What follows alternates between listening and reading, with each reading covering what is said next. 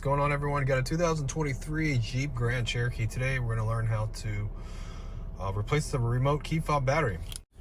All right, to replace the battery in the remote here, what we're going to do is we're going to remove the emergency key out of the bottom of the remote first.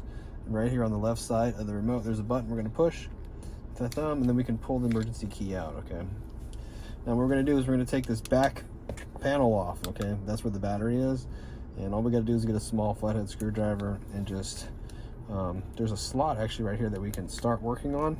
You can see how we can kind of pry it open like that. This edge is lifted up, and we can kind of go around a little bit and work it open. Just be kind of careful with it, but it just comes off like that. All right, and then put our thumb right here, and there's a slot for the flathead screwdriver right here. Also, to be able to pull the battery right out of here. Okay, I'll show you what size the battery is.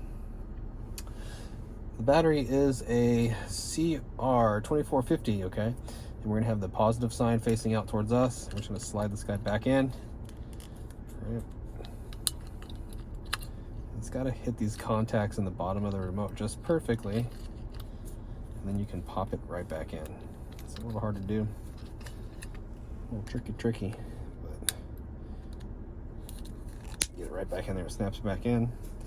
Then we get the cover, snap it back on,